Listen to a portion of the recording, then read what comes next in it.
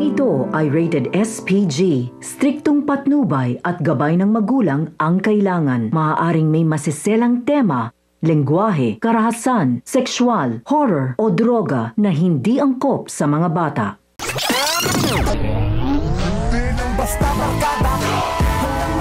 Talagang kahit saan pumunta si Tanggol ay talagang kakambal na niya ang kamalasan at gulo, at maging si Bubbles ay nadadamay na rin dahil kahit anong trabaho ang hanapin nito ay laging napapatrobol si Tanggol.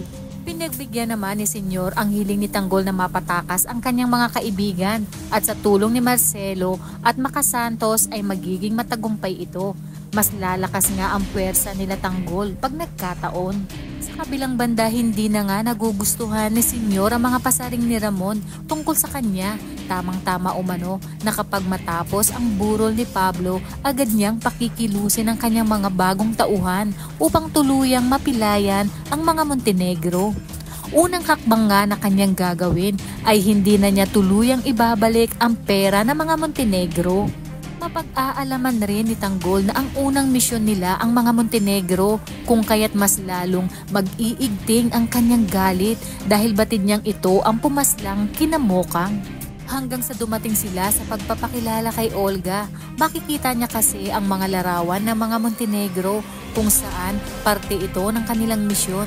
Unti-unti niyang mapagtatanto na si Olga pala ay ang Aling Beng na nagpakilala sa kanya.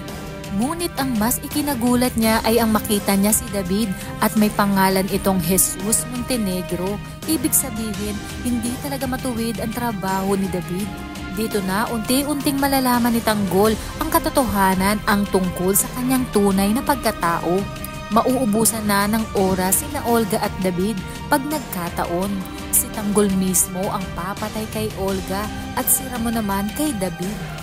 Mas malaking bakbakan at giyera ang mangyayari pag nagkataon, at dahil mapapalayas na si Tinding sa mansyon ay itutuloy na niya ang pagsasamba ng kaso laban kina Lena at Rigor.